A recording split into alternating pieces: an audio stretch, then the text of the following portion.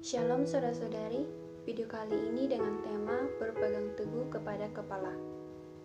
Sebelumnya mari kita membaca firman Tuhan dalam Efesus pasal 1 ayat 22 dan Efesus pasal 4 ayat 15 sampai 16. Demikian firman Tuhan, segala sesuatu yang telah diletakkannya di bawah kaki Kristus dan dia telah diberikannya kepada jemaat sebagai kepala dari segala yang ada.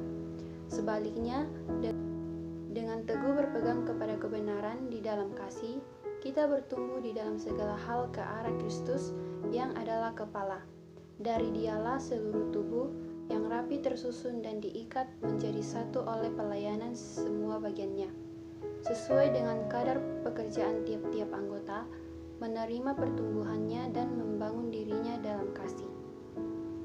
Firman Tuhan yang kedua dalam Kolose pasal 2 ayat 19 mengatakan, sedangkan ia tidak berpegang teguh kepada kepala, dari mana seluruh tubuh yang ditopang dan diikat menjadi satu oleh urat-urat dan sendi-sendi, bertumbuh menurut pertumbuhan yang berasal dari Allah. Amin. Jadi saudara-saudari, Allah menghendaki Kristus menjadi kepala segala sesuatu.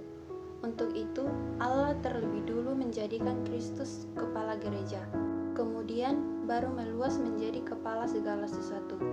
Kelak, kedudukan Kristus di alam semesta erat hubungannya dengan kedudukan Kristus di dalam gereja hari ini. Perkara Kristus menjadi kepala ini terlebih dulu terjadi di antara anak-anaknya.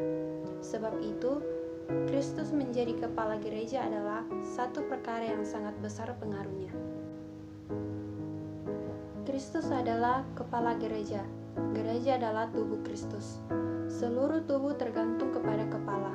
Di dalam tubuh tidak ada satu perkara pun yang boleh hidup di luar kepala. Kristus adalah hayat tubuh. Kristus juga otoritas tubuh. Semua aktivitas tubuh diatur oleh kepala. Kristus sebagai kepala berarti dia mempunyai otoritas atas tubuh.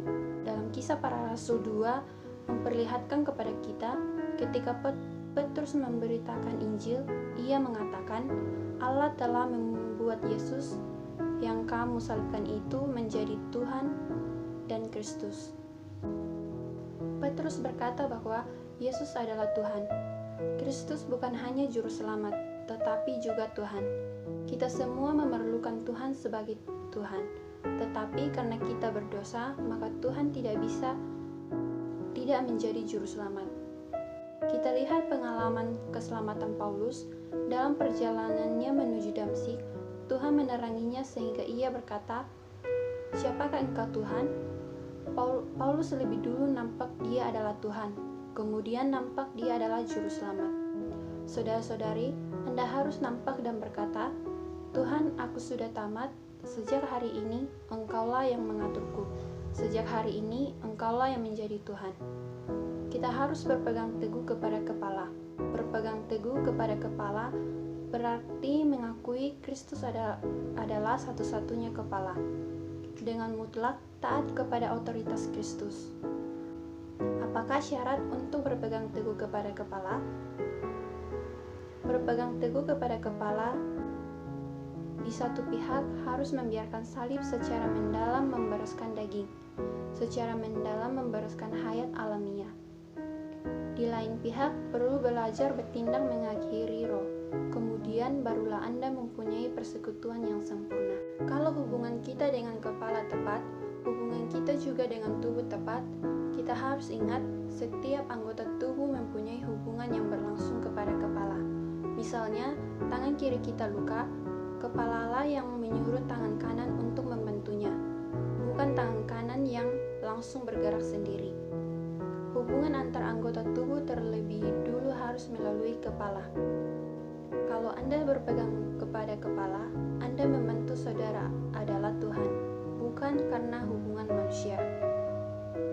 Jadi saudara-saudari, hari ini Allah mempunyai satu tujuan, menghendaki anak-anaknya di bumi memperhidupkan hayat tubuh. Untuk memperhidupkan hayat tubuh, harus berpegang teguh kepada kepala. Apakah Anda seorang Kristen yang berpegang teguh kepada kepala? Semoga Tuhan mengaruniakan ini kepada kita. Amin. Tuhan Yesus memberkati.